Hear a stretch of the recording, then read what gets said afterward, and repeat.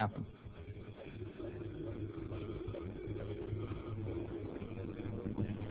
And it's really just that simple.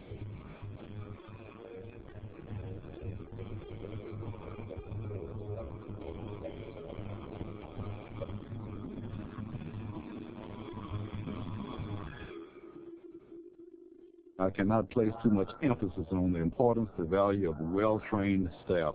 What are some of the things that you watch for that say that doesn't look right? A change in behavior. Okay. Okay, change in their daily activities, you know, if you normally. It's very important that as part of the implementation of this act that we train our staff to look at behavior. And they ask questions about why is that behavior happening. No. There are little subtle things that kids are doing that you have to be familiar with. Are they sitting together all the time? Are they taking showers together all the time? Is the kid, getting upset because another kid is talking to this kid?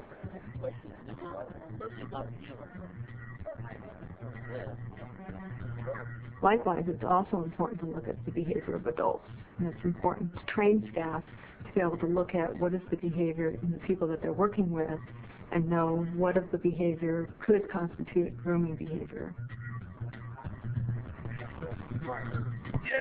It's extremely critical that we screen people as they enter the system to work. I want to know an individual's history locally, statewide, and nationwide.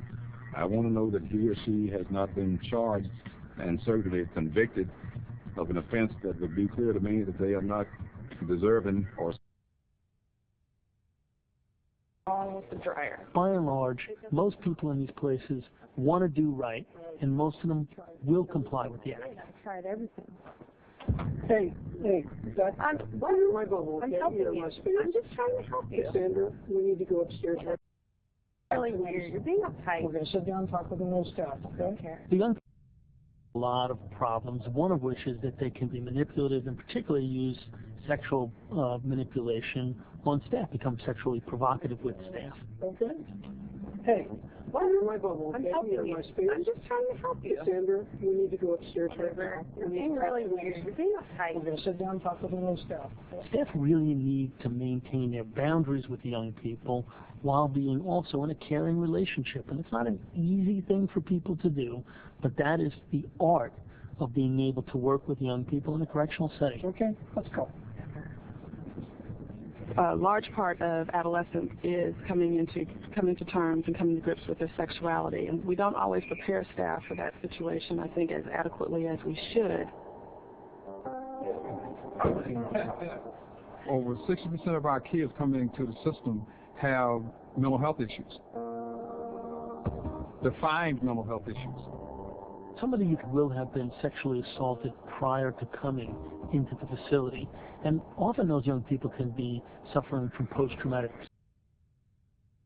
snares, eating problems, irrational anger and rage, and also it can make them more vulnerable to sexual predators inside the facility. And so you have to ensure that you have mental health folks, psychiatrists, psychologists, mental health social workers, people involved with those kids. Come in. Sure, Drea, come on in. We need to do better assessments of youth, determine what their level of risk is, and then house youth in programs and in facilities where they're housed with like youth. So we don't have high-risk youth housed with low-risk youth. Hey boy, you carry that. We need to build programs around the kids that are sensitive and to make clear to them that we're looking for ways to improve their quality of life both within the facility and after they leave the facility. We care about their lifestyle. We care about their safety. We need that. So we have to look at the vulnerabilities that kids bring, the anxieties that they have, the fears, the life experiences that they've had, and really look at changing their behavior. Look at teaching them new skills, new ways to cope, address the issues that have presented barriers for them to be successful. This is not an 8-to-5 job. You must make sure that you're coming out to that facility on evenings, weekends, that you can see what's happening and get a feel for your environment, because environment and culture has a lot to do with how kids are treated.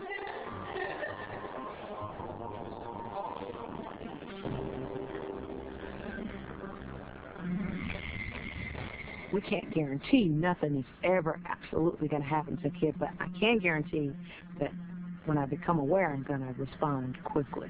We must do more than fire individuals once they commit a sexual act or otherwise violate the PREA guidelines.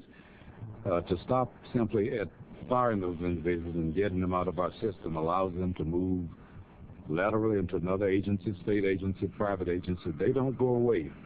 Those individuals immediately begin to look for the next victim, the next opportunity to create a victim. Take it real easy, okay?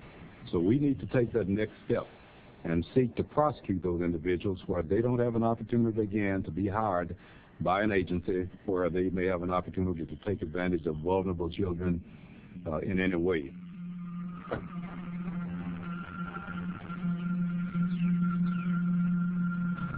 The kids are doing time in facilities and under pressure to provide sex against their will, they're not going to become the kind of citizens we want them to be when they return back to our streets. They're going to be violent and bitter and wounded. Everybody go around and give me a feeling check of how you feel and your goal for the day. My name's William. I'm 17 years old. Really kind of nervous. I think this may actually give us the opportunity to show the good work that we're doing in our facilities. I encourage as my peers to not more safe and be strong and safe as possible. I think that when we start collecting the statistics and we start re-examining our policies and re-examining our programs, I think we should take every opportunity to talk to judges, to talk to other juvenile justice professionals, whether it's probation officers, aftercare workers, social workers, whatever we have in our state. And we need to work more as a team. We have needed to do this for years, but this might be the impetus that brings us together and lets us talk with pride about what we do rather than being defensive about what isn't done.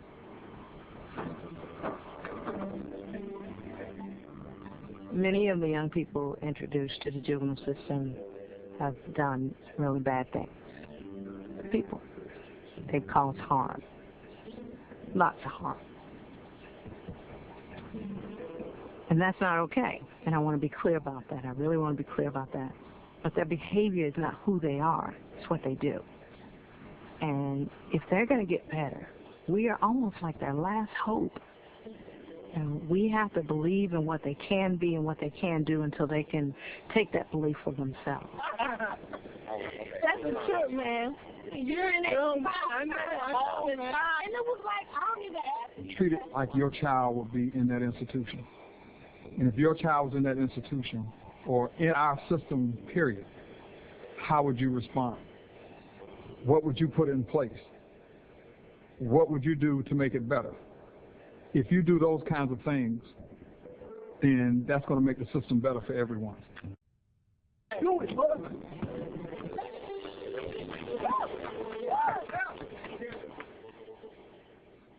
The video you have just watched is intended to assist you in understanding the scope of the Prison Rape Elimination Act. This introductory video and companion training resource kit emphasizes the importance each of you have in implementing policy and practice that assures compliance with the law.